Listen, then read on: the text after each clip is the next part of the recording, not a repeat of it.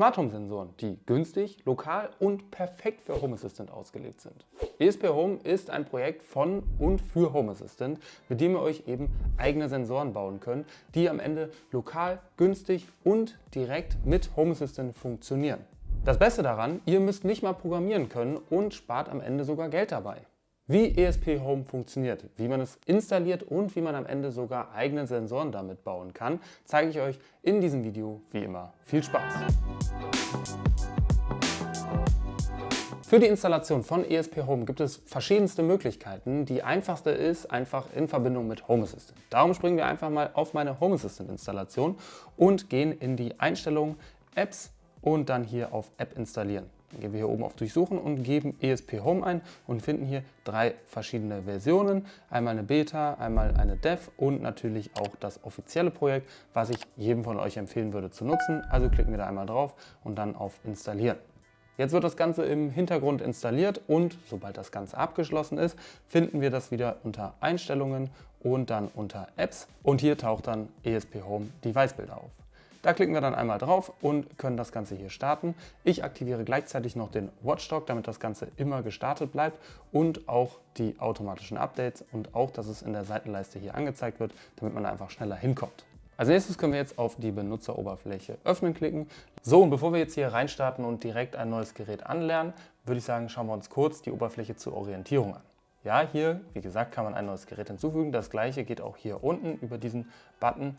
Und dann haben wir hier oben noch mehr Optionen. Hier gibt es auch eine sehr wichtige Sache und zwar die sogenannten Secrets. Hier oben können wir einfach nur sehen, was gerade im Hintergrund passiert. Wenn wir also eine Firmware erstellen bzw. die auf dem Gerät installieren wollen, dann würden wir hier oben in den Aufgaben das Ganze sehen können, was hier passiert ist. Hier seht ihr nämlich, wie gesagt, einen Verlauf und dann darunter haben wir eben die sogenannten Secrets.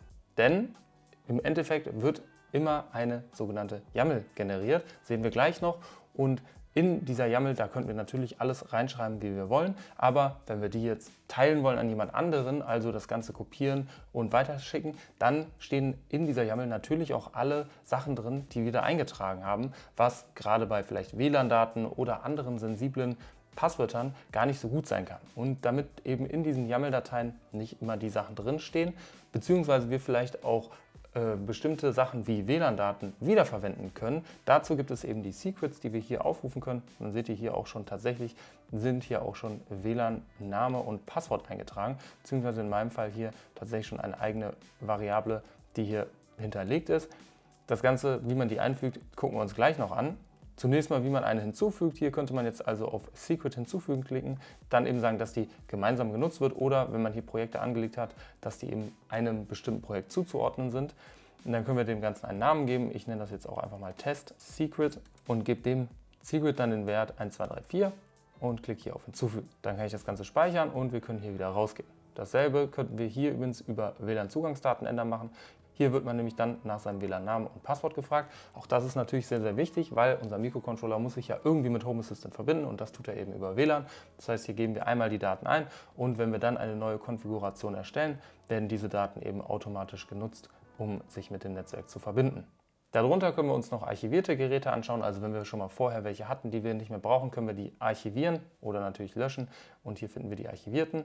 Dann, und das ist vielleicht auch für einige wichtig, sollte mal irgendwas fehlschlagen, kann das daran liegen, dass noch irgendwelche alten Versionen von eurer Konfiguration existieren. Hier könnt ihr das Ganze eben zurücksetzen. Wenn ihr hier drauf drückt und dann auf Zurücksetzen, werden alle im Hintergrund gespeicherten Daten der Vergangenheit einmal gelöscht und beim nächsten Mal installieren einer Software auf dem Mikrocontroller wird eben alles von vorne heruntergeladen, neu gebaut und so weiter. Kann eben, wenn da was fehlschlägt, helfen. Und dann haben wir natürlich hier noch die Einstellungen, aber ehrlicherweise müsst ihr hier eigentlich nie reingehen, also die würde ich erstmal unangetastet lassen. Okay, und dann würde ich sagen, starten wir jetzt mal tatsächlich mit einer neuen Konfiguration. Wir klicken hier also auf ein neues Gerät hinzufügen und bekommen dann eine Auswahlliste von verschiedensten Mikrocontrollern, die wir uns hier kaufen können. Natürlich gibt es schon komplett fertige Sachen, die wir hier auswählen können. Ich persönlich würde jetzt für unseren Test einfach mal einen ganz normalen, simplen Mikrocontroller nehmen. Denn das Schöne an ESP Home ist, dass wir uns eben komplett eigene Sachen zusammenbauen können. Wir könnten uns eben jegliche Mikrocontroller kaufen und ESP Home erstellt am Ende quasi die Software für uns, die wir uns hier in einer Art Baukastensystem zusammenklicken können und am Ende kommt eben eine fertige Softwarelösung für uns dabei heraus, die von Hause aus schon perfekt für Home Assistant vorbereitet ist, also direkt nativ mit Home Assistant spricht und auch ein gewisses Update-Szenario mit sich bringt, sodass wir unseren Mikrocontroller auch im Nachhinein noch mit weiteren Funktionen bestücken können oder auch einfach nur die grundlegenden Bibliotheken dafür updaten können, ohne den jedes Mal aus der Wand rausbauen zu müssen, sondern wir können das Ganze zum Beispiel bequem per WLAN machen, aber da kommen wir gleich noch zu. Zunächst mal brauchen wir also unser Projekt. Ich nehme jetzt hier einfach nur einen leeren Mikrocontroller, an dem gar nichts angeschlossen ist. Theoretisch könnte man aber eben Sensoren daran anschließen oder sich eben auch fertig bestückte Mikrocontroller kaufen, die schon Sensoren mit angeschlossen haben. Ich gehe jetzt hier also einmal auf diese Liste und wähle hier einen ESP32 aus, denn den habe ich hier. Und dann hätten wir jetzt hier schon zwei verschiedene zur Auswahl. Wir könnten hier einen Bluetooth-Proxy direkt auswählen. Das bedeutet, dass dieser Mikrocontroller für Home Assistant als externer Bluetooth-Sensor fungiert. Wer also Bluetooth-Geräte in seiner Umgebung hat und die gerne in Home Assistant einbinden möchte, euer Smart Home Server aber gar kein Bluetooth mit eingebaut hat, der kann eben diesen Mikrocontroller nehmen, einmal hier den Bluetooth-Proxy auswählen und dann hättet ihr schon ein fertiges Projekt, das ihr dann darauf installieren könnt und dann wäre eben ein externer Bluetooth-Sensor schon fertig gebaut. Wir benutzen jetzt hier aber einfach für den Test mal den Generic, also das Standard leere ESP32-Projekt. Klicken hier auf Auswählen und können dem Ganzen dann jetzt noch einen Namen geben. Ich nenne das Ganze hier einfach mal Test und klicke auf Einrichtung beenden. Und dann lande ich hier auch schon direkt in meiner Konfiguration. Kurz zur Übersicht, auf der rechten Seite sehe ich jetzt eben den Code, den er hier für mich generiert hat. Das ist immer noch nicht der am Ende hier auf diesem Mikrocontroller landet, aber schon einer, den man etwas besser lesen kann, aber den man auch mittlerweile gar nicht mehr lesen braucht, denn hier in der Mitte sehen wir eben Konfigurationsoptionen und hier ganz auf der linken, da können wir uns dann hier eigene Sachen konfigurieren. Vielleicht erkennt ihr jetzt auch hier tatsächlich die Daten, die wir eben besprochen haben, wieder. Wenn wir jetzt hier also auf den Punkt Wi-Fi gehen, dann seht ihr hier zum einen ein erstes eingesetztes Secret und natürlich auch, dass es sich hier um die eben genannten WLAN-Zugangsdaten handelt. Die kommen jetzt also aus dem Secret und werden hier in die Datei eingefügt. Das Ganze seht ihr auch hier. Wenn wir hier auf Passwort anzeigen klicken, dann seht ihr hier Testing. Also hier wurde quasi der WLAN-Name entsprechend in die YAML eingesetzt, die wir jetzt kopieren könnten ohne Probleme und derjenige wüsste nicht direkt unseren WLAN-Namen bzw. unser WLAN-Passwort. Und auch unser eigens erstelltes Secret könnten wir jetzt hier nutzen. Wenn ich das jetzt also austauschen wollen würde, müsste ich hier einfach nur Ausrufezeichen Secret und statt Wi-Fi SSID Test-Secret eingeben und dann hätten wir hier das Test-Secret und könnten auch hier auf das Auge klicken und sehen dann hier, 1, 2, 3, 4, das, was wir eben in das Secret eingetragen haben. Einfacher ging es natürlich auch hier direkt über das Dropdown-Menü, also auch in der Mitte könnten wir hier einfach draufklicken und sehen dann hier unsere gesamten Secrets, könnten hieraus auch ein neues erstellen bzw. ein anderes eben auswählen und dann würde sich das hier in der YAML auch austauschen. Was das bedeutet, zeige ich euch kurz, wenn ich jetzt hier also zum Beispiel mal auf OTA draufklicke, auf diesen Menüpunkt, dann seht ihr hier schon die verschiedensten Optionen und am Ende des Tages wird nämlich aus dieser Konfiguration dann die YAML generiert. Wenn ich jetzt hier also sage, okay, hier ist noch kein Passwort für OTA-Updates, also für Over-the-Air-Updates konfiguriert, kann ich hier auf Passwort hinzufügen klicken, einfach ein Passwort generieren und dann seht ihr hier auf der rechten Seite hat sich jetzt hier ein Passwort automatisch eingefügt und hier eben auch, also ja, die YAML wurde jetzt entsprechend für mich angepasst. Und genau das können wir jetzt hier theoretisch mit jedem dieser Punkte machen, brauchen wir prinzipiell aber nicht, sondern ich würde sagen, wir widmen uns mal hier der linken Seite und bauen uns einfach mal einen eigenen Bluetooth-Proxy zusammen, ohne dass wir eben das mit dem fertigen Projekt machen müssen, um zu verstehen, wie das Ganze funktioniert. Dazu klicke ich jetzt hier einfach mal auf Komponenten und dann Komponente hinzufügen. Dann bekomme ich hier ein Auswahlmenü und kann hier verschiedenste Dinge auswählen. Ganz oben in der Suche gebe ich jetzt also einfach mal Bluetooth ein und finde dann hier den Punkt Bluetooth Proxy. Den möchte ich hier also hinzufügen und dann seht ihr hier schon, wurde das Ganze eingefügt und theoretisch könnte ich jetzt hier auch mit der Bearbeitung einfach die erweiterten Optionen einblenden und hier zum Beispiel noch sagen, wie viele Connections er hier aufrecht halten soll. Könnte jetzt also zum Beispiel hier 5 eintragen und dann würde er das hier direkt in die sogenannte YAML eintragen.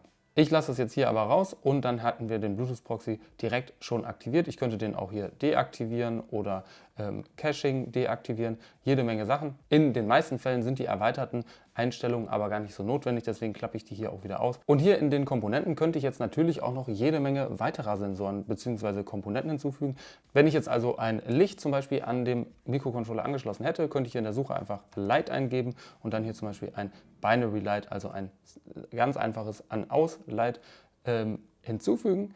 Dann würde er mir hier sagen, okay, für dieses Licht gibt es aber noch überhaupt keinen Ansteuerungspin, der hier konfiguriert ist. Also über welchen Output an den Mikrocontroller wird der angeschlossen. Dann klicke ich hier drauf, Output hinzufügen und wähle jetzt hier die Ansteuerung über GPIO, also über die Pins, die an dem Mikrocontroller sind. Klicke hinzufügen, muss dann hier natürlich auswählen, welchen dieser Pins ich hier benutzen möchte.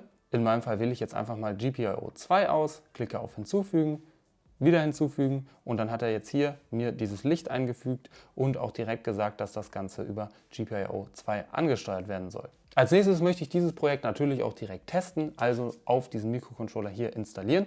Dazu kann ich jetzt hier einmal das Ganze speichern und dann auf den Punkt Installieren klicken. Und dann bekomme ich hier eine Auswahl von verschiedensten Möglichkeiten, wie ich das Ganze überhaupt installieren kann. Ich klappe auch mal zusätzlich die erweiterten Optionen aus.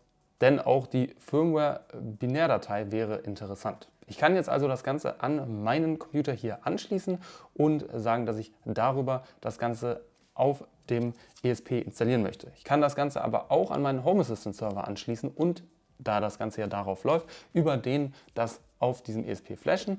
Oder die dritte Option im Netzwerk, wenn also da schon eine Firmware drauf ist, dann wird der im Nachhinein natürlich bei ESP Home erkannt und ich kann Firmware-Updates direkt über das Netzwerk auf diesem Mikrocontroller installieren. Und zu guter Letzt, wenn mir alle diese drei Optionen nicht passen, diese hier würde ich erstmal überspringen, dann könnt ihr auch einfach die Firmware-Datei euch lokal auf euren Rechner herunterladen und dann eben im Nachhinein über verschiedenste Programme darauf flashen. Unter anderem eignet sich dazu, nur damit ihr das mal gehört habt, die Seite von ESP Home selber, und zwar web.esphome.io, verlinke ich euch auch in der Videobeschreibung. Hier könnt ihr nämlich auch euren Mikrocontroller anschließen, dann hier den Mikrocontroller auswählen, der an eurem Rechner angeschlossen ist und das Ganze darüber eben dann installieren. Und damit wir das Ganze vernünftig machen können, würde ich sagen, schließe ich den hier jetzt auch einfach mal direkt an. Und dann habe ich hier natürlich auch die Möglichkeit, den hier auszuwählen, erlauben und könnte dann hier entweder eine Ersteinrichtung auswählen oder eben das vorher heruntergeladene Firmware-Update hier einmal auswählen. Das würde ich sagen,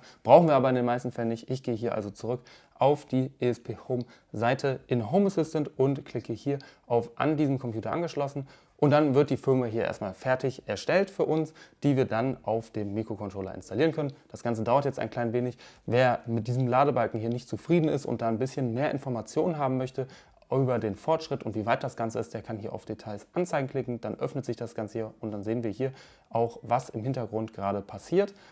Ich würde sagen, wir machen mal einen kurzen Cut und warten ab, wenn das hier komplett fertig gebaut wurde. So, und dann ist hier auch die Firmware-Erstellung abgeschlossen. Als nächstes können wir jetzt hier auf USB-Flasher öffnen klicken und bekommen dann hier die Anleitung, wie wir das Ganze installieren können. Ich klicke jetzt hier auf Verbinden und Installieren, wähle dann hier meinen Mikrocontroller aus und klicke auf Erlauben. Als nächstes verbindet sich jetzt der Browser direkt mit dem Mikrocontroller und installiert im Hintergrund die Firmware. Und nachdem das Update abgeschlossen ist, können wir in der Home Assistant Oberfläche in die Einstellungen unter Geräte und Dienste gehen und im besten Fall taucht hier jetzt das Testgerät auf. Das können wir über Hinzufügen in unser Home Assistant anlernen und dann können wir auch schon die LED betätigen. Das Coole ist, dass GPIO 2 tatsächlich eine Onboard-LED ist, also eine auf dem ESP32 befestigte. Es war also ein super Test und wie ihr sehen könnt, lässt die sich jetzt an- bzw. ausschalten. Und damit nicht genug, wir haben natürlich auch den Bluetooth-Proxy noch aktiviert und das können wir auch testen, indem wir in die Einstellungen und unter Bluetooth gehen und hier finden wir jetzt ein neues Gerät und sehen, dass hier Test tatsächlich die Bluetooth-Verbindung für uns bereitstellt. Also auch das hat wunderbar funktioniert. Okay, zu guter Letzt noch eine kleine Sache, die ich vielleicht hinterherhängen möchte. Es kann natürlich sein, dass bei euch mal irgendwas fehlschlägt. Deswegen gibt es praktischerweise hier in der YAML auch diesen sogenannten Logger, also die Möglichkeit eben sich Lognachrichten anzeigen zu lassen. Hier könnt ihr unterschiedliche Intensitäten anzeigen lassen, also quasi einstellen, wie viel denn überhaupt in den Logs angezeigt werden soll, zum Beispiel nur Fehler oder nur Warnmeldungen. Ich habe das Ganze immer auf Debug stehen. Da kriegt man eigentlich eine bunte Mischung aus allen möglichen Fehlermeldungen und kann gut identifizieren, woran es liegen könnte, dass irgendwas nicht so funktioniert, wie ihr das möchtet. Wenn man sich diese Logs anzeigen lassen möchte, gibt es natürlich unterschiedlichste Möglichkeiten. Der einfachste ist, hier in der Oberfläche einfach auf diesen Protokollpunkt zu klicken. Und wenn ihr das macht und der Mikrocontroller gerade online ist, werden euch eben die Logs einfach angezeigt und quasi per WLAN an euren Rechner übertragen. Und dann seht ihr genau, was gerade an eurem Mikrocontroller passiert bzw. nicht funktioniert. Und das war's dann auch schon mit diesem Video. Ich hoffe, es hat euch gefallen und vor allen Dingen sogar geholfen. Wenn ja, würde ich mich natürlich sehr über eine Bewertung freuen. Wenn ihr nichts mehr verpassen wollt, klickt gerne auf Abonnieren. Wenn es euch extrem gefallen hat, hypt das Video und dann würde ich sagen, bis zum nächsten Mal. Haut rein und ciao.